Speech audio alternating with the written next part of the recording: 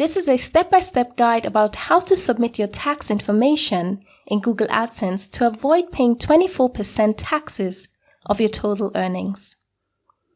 Since the 9th of March, YouTubers and bloggers are getting messages from Google saying that Google will be required to deduct US taxes from payments to creators outside of the US. So in order for Google to determine the correct amount of taxes to deduct, every creator outside of the US is required to fill in their tax information in Google AdSense. So today I'm going to show you how to do this and to avoid that hefty deduction. Let's get started. Step number 1 is to log into your Google AdSense account. And you can see I'm already logged into my Google account. So it will automatically log me into my AdSense account when I type it into Google search and I hit the link Google AdSense login. There are 2 ways to access the form. You can click on the link Manage Tax Info, which is a message right at the top when you log into your AdSense account. Or you can go to Payments on the left-hand side and then click on the link Manage Tax Info. Now click on Add Tax Info, and you will be required to enter your password again into Google AdSense. And I guess this is just for security purposes. Okay, so here it is asking what type of account is Dorothy Shelton. My YouTube channel is an individual account, so I will click on Individual.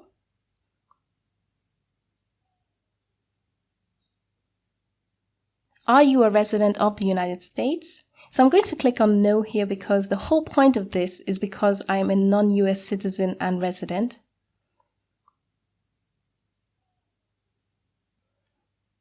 So here it is saying, based on your previously selected answers, a W-8 form is needed.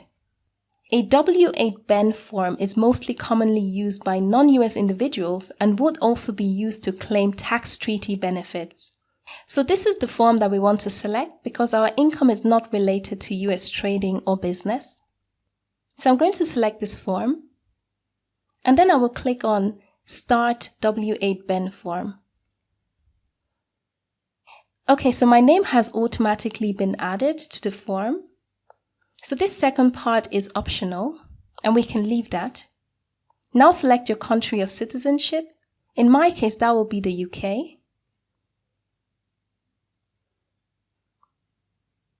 And when we scroll down, the next part is about filling in our foreign taxpayer identification number, so our TIN number. What is this exactly? Now, it really depends on the country that you're applying from. The equivalent of a taxpayer identification number in the UK would be our national insurance number, which I have and most working residents will have, so I can put that in there. And if you're not applying from the UK, if you do a Google search, you can search for what is equivalent to a taxpayer identification number in your country. So for example, if I go to Google search and I type, can I use my national insurance number as a foreign taxpayer identification number? And of course, this applies to only UK residents specifically for this example. You can see that it says it is okay.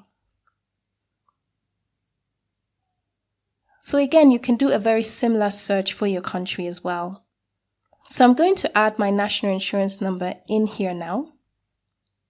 I think if you're applying from India, you can put in your PAN number, PAN. So now I'm going to click on Next. Here I need to add my permanent resident address. So I'm going to check this box and add my address. And my mailing address is the same as my permanent residence address. Okay, so the next part is important. Are you claiming a reduced rate of withholding under a tax treaty? Yes, we are. Now it is asking, resident of the country claiming treaty with the US. So I'm going to check this box and select my country of residence, which in my case is the UK. So if I scroll down, and I'm going to check all of these income types, which I do get already or might get later. And I'm going to check the box to say that Dorothy Shelton meets the terms of the treaty article. Then on the article and paragraph and withholding rate, click on the arrow pointing down and select what is there. And it might be different from my screen because I am a UK resident and citizen. So it really depends where you're applying from. The whole point of this is that you are claiming a tax exemption or reduction. So for withholding rate, you can click on reduced rate, which in my case is 0%. And I'm going to do this for all of the 3 income types.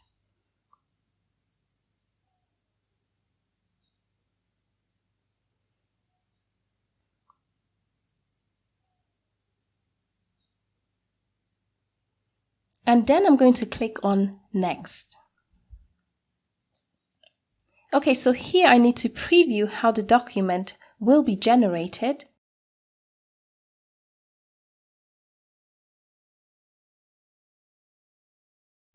And confirm I have reviewed it.